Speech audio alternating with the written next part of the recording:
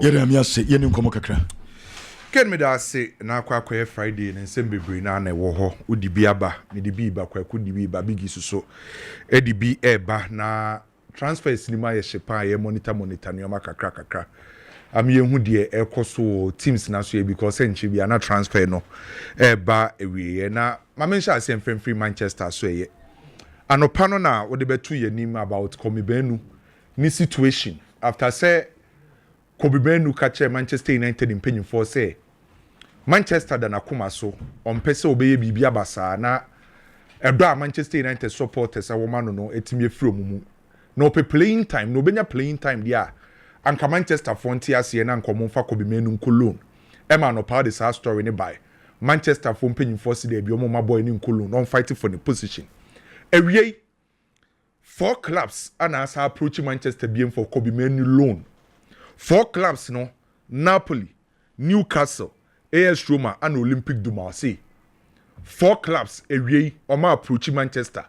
And the camp of Cobham say Manchester cry enton on a permanent basis there and come for Cobham fa mo loan.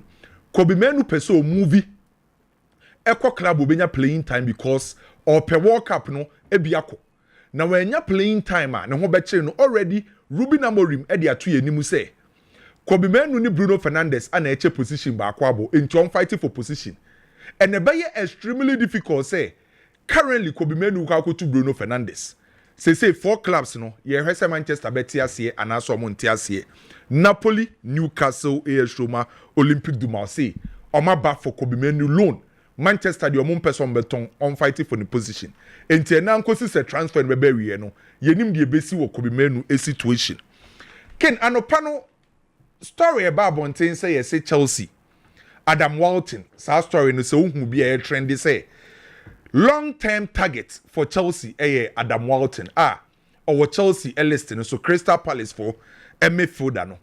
Na in komo kakra you follow sa story na di komo kakra wo ho. Na me follow story na information am gather in here. The reason why Chelsea are targeting Adam Walton in here. Omon ka say omo kosan Adam Walton a season we. Chelsea phone him say Adam Walton no omo ntimi nyane say most especially time na ye drew what transfer na be dem for Crystal Palace say on betimi jai boy no am na free team nim. Enti de Chelsea e ma ne trigger Chelsea for say e wo say omo sha ase monitor branding nyina e ye Romeo Lavia. Chelsea for hu Romeo Lavia situation is say ni injuries no e ya ye too much. It is a wutie Enzo Maresca mpokra on the press conference or say still na brantie no omunya hu the fitness level ni ndu sa soro enti Chelsea for target Adam Walton say in case still na Romeo Lavia no ni injuries no esa real KBM eno anombetimi approach Crystal Palace for Adam Walton. So the reason why a story na ba bontini nyina no because of Romeo Lavia ba Chelsea no when your ankle injury, when your hamstring, when your thigh injury, when your muscle injury. Oba Chelsea na anu ya no. Romeo Lavia tine fie 298 days. Enti Chelsea for when say injury se ne ya doso. Enti say injury ne be koso say ya dia. Any a long-term target no. E was say Adam Walton. And yes a Chelsea for e kofa brantie ne enimanu ya. Enti because of Romeo Lavia. Oko Bayern e wo Germany a. Bayern aye signings ni bi wo ho bebre say some more try so betimi Chelsea wie for Nicholas Jackson. Now another player Bayern for targeting no osawo Chelsea Tariq George another player Bayern for etimi targeting no. Now the reason why Bayern for targeting Tariq George ni nyina is simple. After some Musiala eco prayer no the number 10 role e wo Bayern no big match at this season mabon against Leipzig. Na player company use no as a number 10 player no Serge Gnabry. Bayern for who say omo lack wingers bebre most especially say omo convert a winger to attacking midfielder no.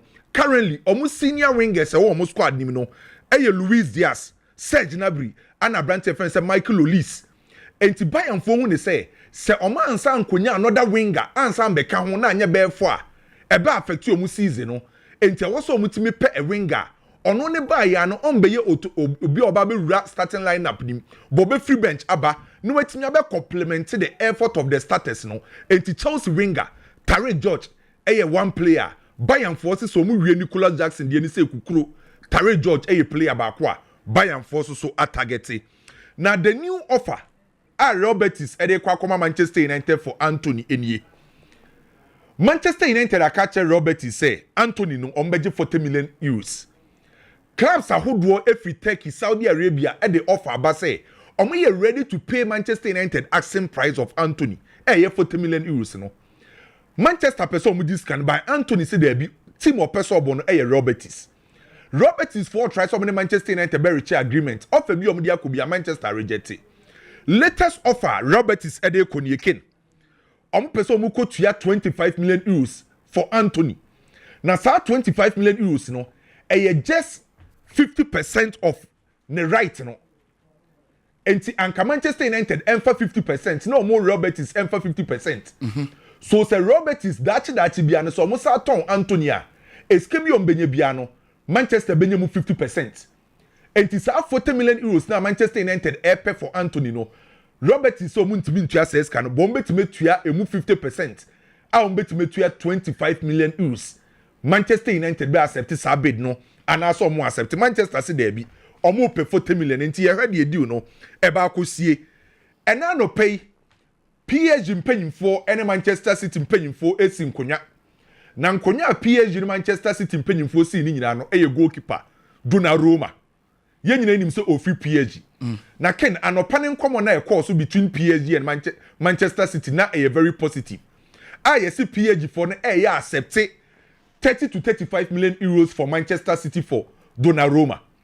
Manchester City for any boy no any Enzo Raiola. Edi nkoma kwa echi o ma agree personal terms. Ebe depend on the exit of Ederson. By PSG for na Manchester City you have some betimi ni o mawie. And now no paying nkoma e course na a very positive.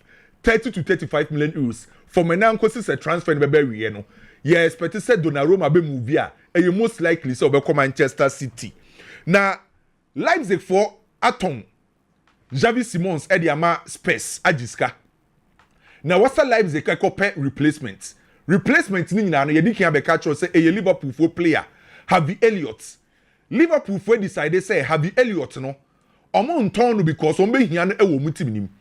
The new offer Leipzig dey akọ so o catch Liverpool for say Semon nton Harvey Elliott impokra on a permanent basis and come on for Harvey Elliott e man loan.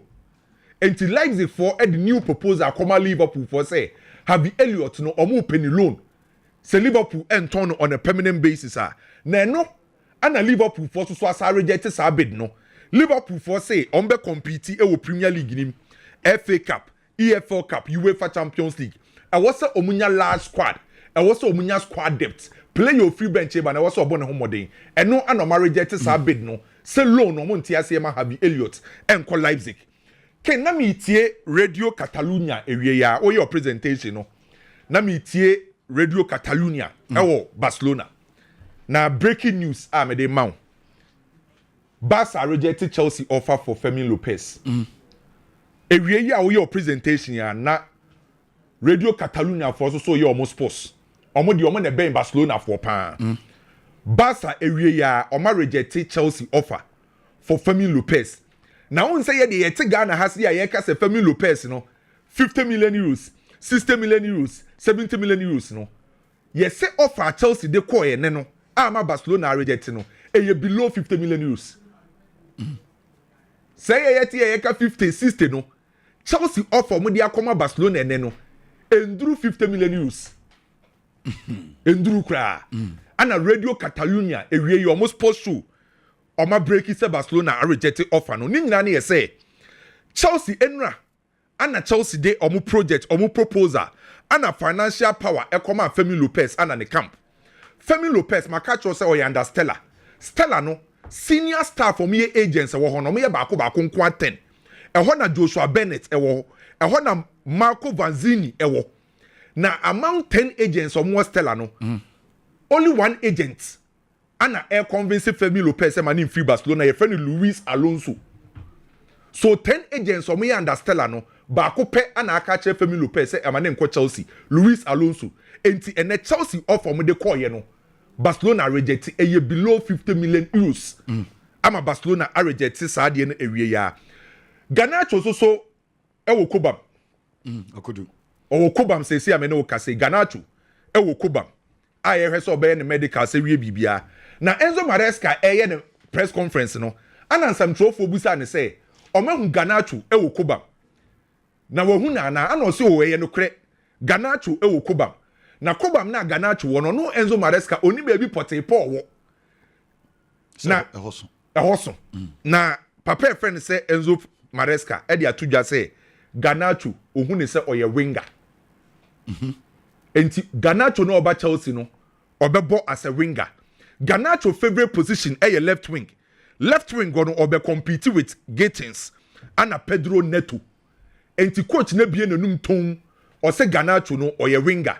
Enti Garnacho akopiem e wo Cobham ye hwede e ba akwa akosie between Garnacho na enra Spurs for the offer call Manchester for Cobham enra enumre after so mu wie Xavi Simons no omo sa the offer e call Manchester for Cobham ama Manchester rejected Spurs for offer no eno na ene ama Spurs for the offer sa call Wanda Metropolitano se omo kope Conor Gallagher enti enra after say Manchester rejected Spurs offer for Cobham no Spurs for SA the offer call Atletico Madrid for Conor Gallagher enti sa transfer no emususu ayehye Conor Gallagher ana Tottenham Hotspur so ye hwesa ansem di ba akosie na wo ka eye Facundo new player Chelsea afano no Facundo no oya Argentina ni abrantie or just 20 years ana Brighton for ko sign free Rosario Central edene by 5.3 million pounds ana omudi ni call loan with Leicester City last season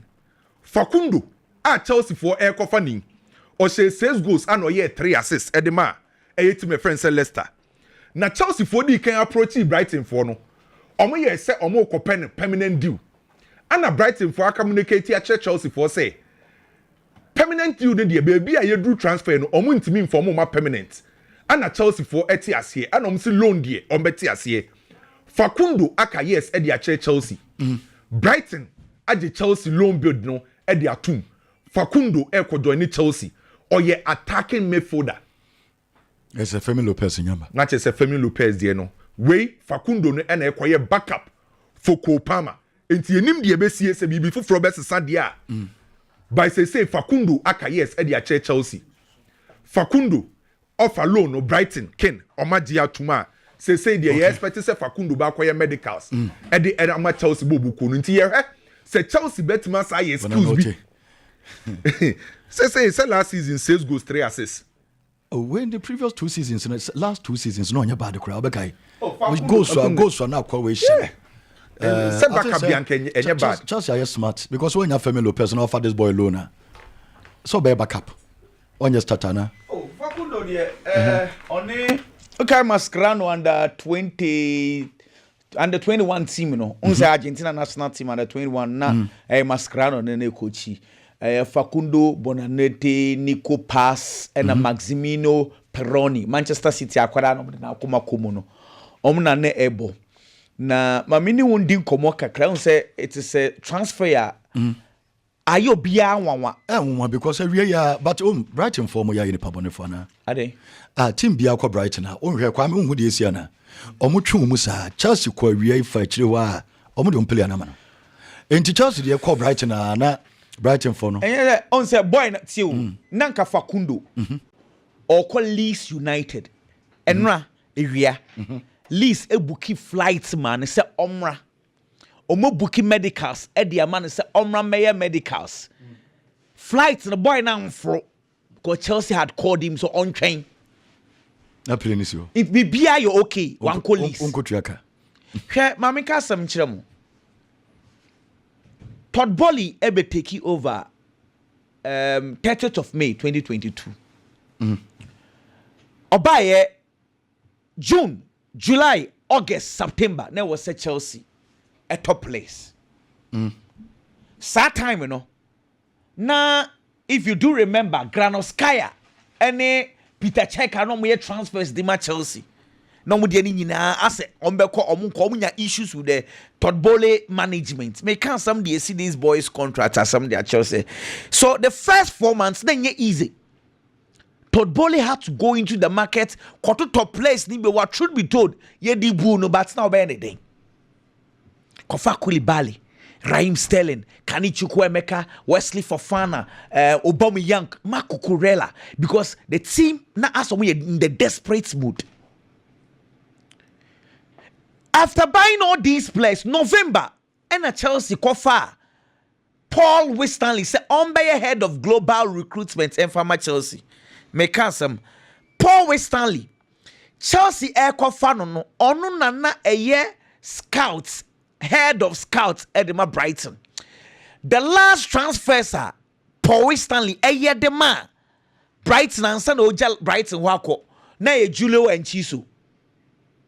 Na Facundo Buonaneti, na Billy Gilmore, na Simon and Dingra. Sanano what say Julio and Chiso na Chelsea for penal. And as say Abedruwi. Into Paul Winstanley, the signings or Yedema Brighton no, 2 of them. And now she say Chelsea for Epel. Now the reason why this is important, I say after say I point say Paul Winstanley, for Paul Winstanley in the bar first. Actually in February. And more points in Lawrence Stewards, man, Beckham. Their first transfers are Omumienu Yeye, Paul Winstanley. And Lawrence Stewards, Omumienu Yeye as Chelsea sporting directors. Todd Boehly, and Gabali, Jaimo Muyeye, no. And Kofa Nicholas Jackson. And Kofa Cobham. And Kofa Moises Caicedo. And Kofa Romeo Lavia Edibaye. It's right from their first transfers. Chelsea, Todd Boehly, omunyine jejumane di ama omo. Pacho komana odi no what I say. Now, so the kind of believer Todd Boehly in the board of directors, and what the 2 sporting directors, omo ka asamo penyifo ni tie. Inti bibia wo ye coach wo ye bia no a, they first listen to their 2 sporting directors. Because the kind of transfers omo yema omo susu da say when they insisted some kofa Cobham board of directors na Oma dream now because Chelsea no ma dreaming Michael Olise. The sporting directors insisted someone call for Cobham. The rest a history. So the belief is super. Let me give you one example again.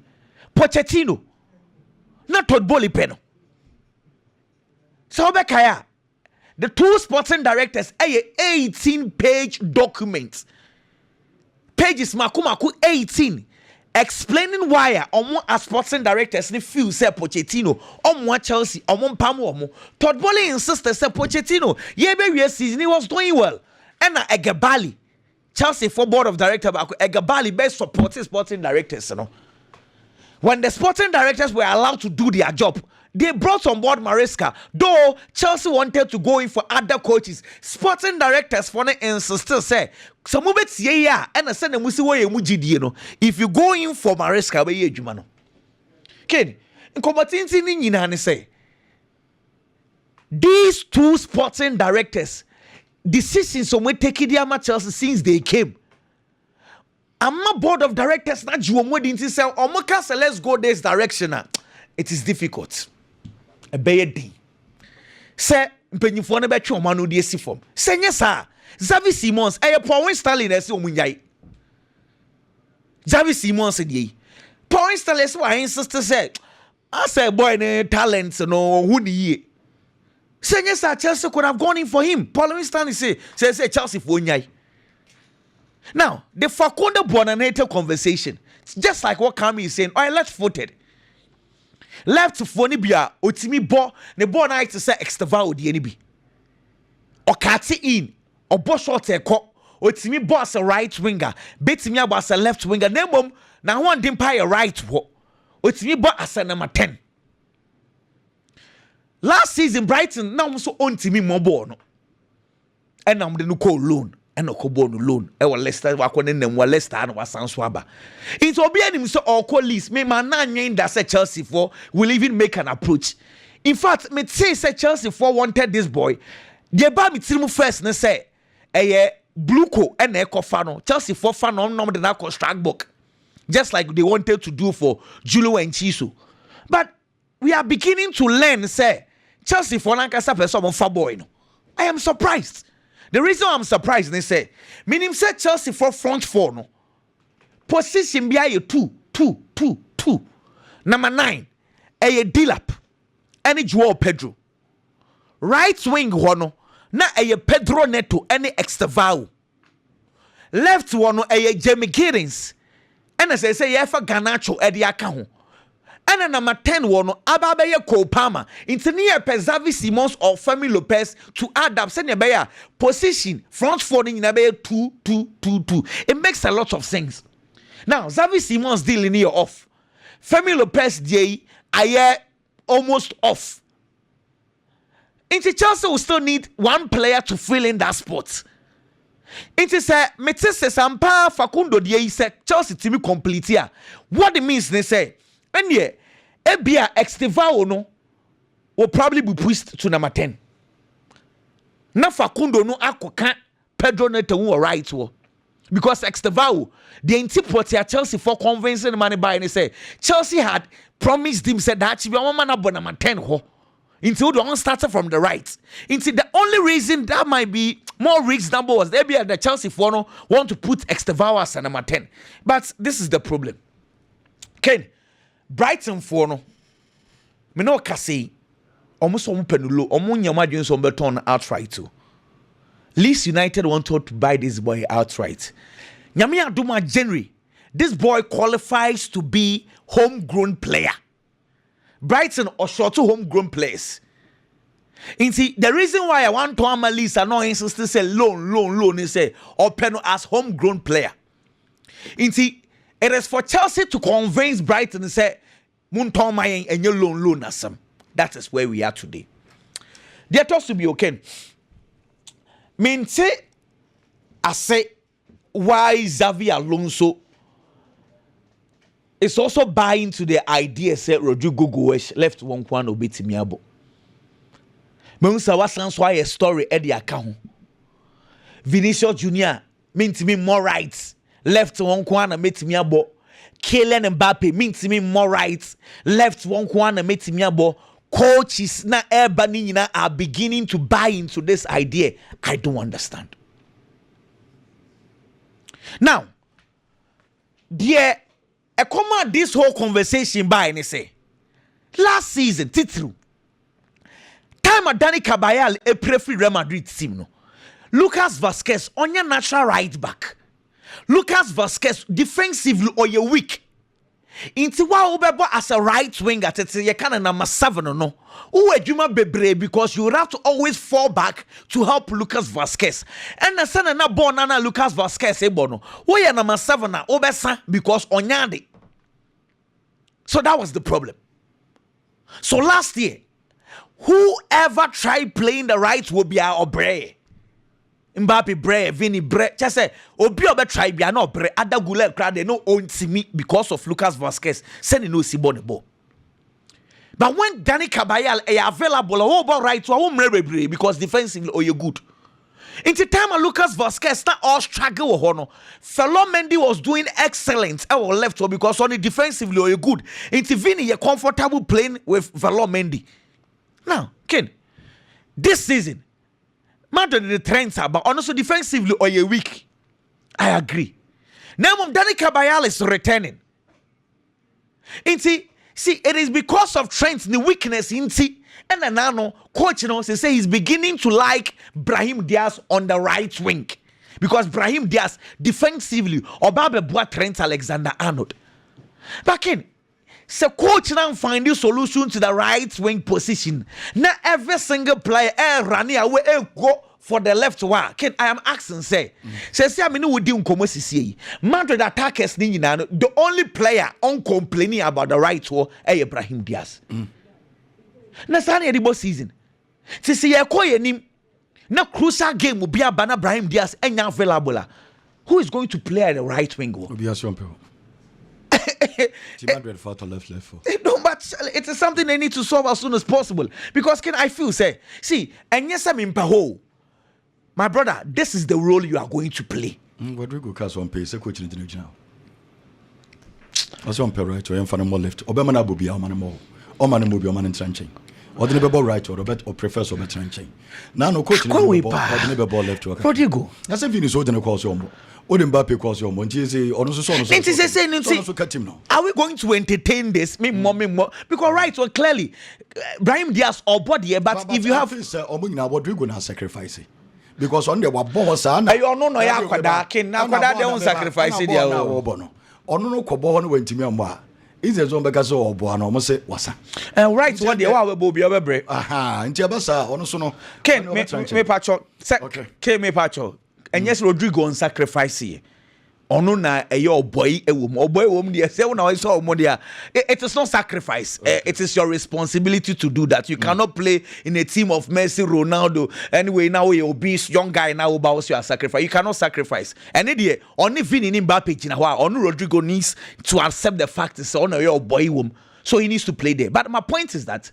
they insistent on Mimpe right it will come back to hands Real Madrid Jose Mourinho me feel say ohia mwakakra and now Carlo Ancelotti o free Bayern Munich o called Napoli o ba Everton then the career is see until one day he picked up a call now call for Real Madrid for on one call pay juma now no I can say on one call sere juma and can say hey now we are available and call fano and also bounce it back the legacy of Jose Mourinho aye which we cannot erase and the open penasemo to pick Porto team wins Europa or the Porto Arge Champions League waba Chelsea wabe temu the legacy of Sir Alex Ferguson first 2 seasons the young coach waji Premiership legacy we cannot doubt it however Tottenham Roma Fenerbahce the last 3 jobs are Jose Mourinho afano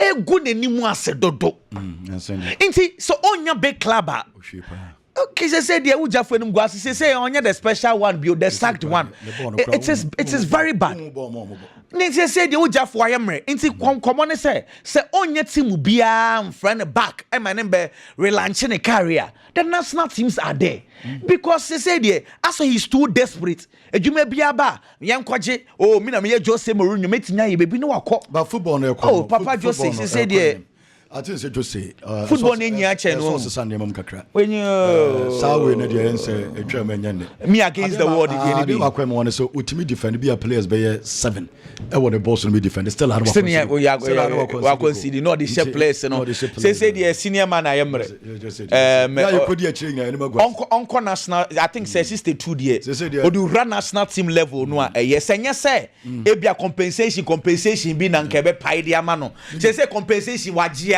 sika de wo bebre we obege 12 bigi yanko senior man basi age 12 akotofi osi ade so a usuro pa wi ase ewu skandoso so obe wudi ya ne skandofie yo osi age 12 akotena fi Jose Mourinho sele wo si hwie na nya gro odidi ne brother da no ho oni say 12 years na on G League okay wakose 12 years on G League 12 years on G League yanko bigi there is difference between me pay and me here say me pay bibi and I mean here bibi there is difference between these two things want and a need obi a otu Xavi Simons for and Xavi Simons kasaye e man join the Tottenham boboko no aboa kwada ne pa because na Tottenham here Xavi Simons but Chelsea there a penana or pedekeke Chelsea wanted him Tottenham needed him that is the difference ken last year din komo na make the entire Chelsea their positions anymore hono a already filled Xavi Simons as a number 10 number 10 no Chelsea there a Cobham dia ukohonma enye but the baba be call World Cup every player be over Europe be empire born say o make mover obekọ into a club a obenya biabo onya playing time and no be nam so man show ni best e wo park ne so na ne man mu no ye free player said ya call World Cup akwakusi akan ye bobo ayabo no so ni din e di aka ho e di say Xavi Simons wo ho na team say pena e was akwada ni hwem no taking the best decision e be bo the career I am not saying Chelsea and Kem one career, Debbie, but at Chelsea, the kind of competition and Kobe face, it was true be at the chance Spurs Bobo Konim. The last time I Tottenham Bobo Konibo game against Manchester City, it was English Premier League anymore. So we game no. Obe the kind of midfielders at Tottenham pioneer. Now Rodrigo Bentancur, João Paulinho, and a Papi Matassa. These three midfielders, midfielders are defensively. They are defensive-minded players. Our Tottenham Bobo Konim Finfin. There was no form of creative spark. Our Tottenham team in Finfin on them. And this all here. Just a Mohamed Kudus and a Brent Johnson. And a better try to creative from the flanks. No, they are ban Finfin Babe supported Tottenham Bobo Kono. Because Nipo the creative spark for Tottenham. Omo midfielder. Our creative demo omo pano. Madison. Madison here out. Oye injured Ken. Last season, about 31 matches in the league, and them are Tottenham Bobo Kono, or share 9 goals, and or assisted 7 times. Oma misses such a player. It's that creativity a player the baby team.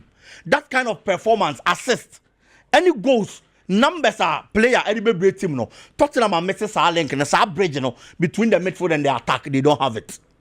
Into nebe here so mobile market.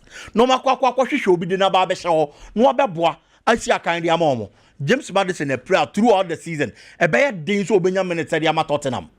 It was all pay equal quality. Now they feel our position no. And I didn't go see Xavi Simonso. Last season in the Bundesliga, open one of the best players. Our Bundesliga, the month we money akwadane film. About 25 games in the Bundesliga. And our share goes 10. And assisted 7. It's a league in a difference, but in terms of numbers.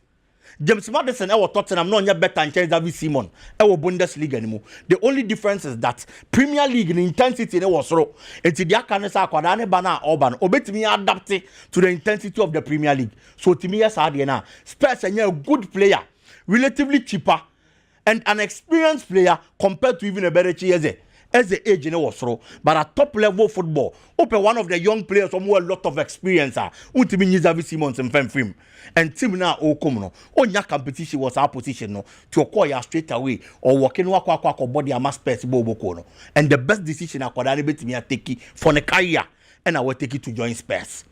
Can ask now, Mikel Arteta and Fantuni trim. Say no matter what happens. Arsenal and Timmy and League this season are supporters and fan channel.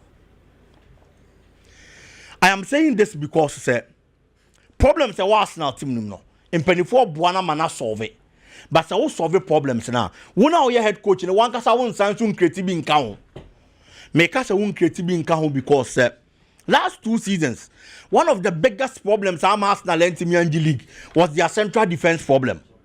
Time as Saliba prior no. Coach na play obetimi aba fill in. No aba be see akan dia mas na bobo ko no. Enti eniama nkon kan am fam eventually they couldn't win the English Premier League because Jakub Kibio performance no. Na nya performance obetimi anya gidie wom. But last season time Gabriel Magalhaes prior you Jakub Kibio slotting in no good game at the Arsenal. Our Champions League mu, our league mu. Enti clearly they've gotten someone obetimi hold the fort and ekoba. Say any of these 2 central defenders in Nihonoma were proven from last season there. So betimi ashim na wabo. It was no bono. You are going to need another player. Oh no, so your central defender that's a problem bad because in pain baby. Almost every position in every club. Almost tie feeling in minu. And Arsenal and Pennyforman is kind of walk over Christian Mosquera de Naba. Ode Mosquera buy no. Mosquera abo game back who league him. Yahune performance. Ode neko ball right back. He was good. But Ken at central defense.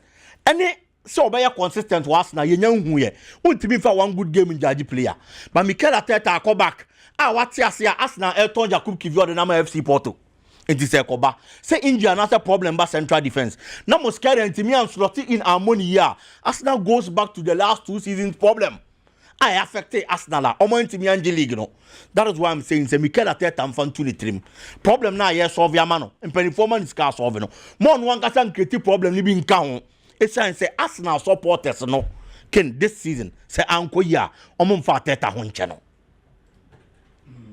Okay. Arteta just didn't say when he was super now why would Can onye me hwe. So the second to aso miensa obi ehwe se obaji league. Ma me medi nkomo bi because nkomo no kra na obedi dodo pa. Enche me ne kwakofele ke bedi nkomo sisi a ewo ayedwumadi no so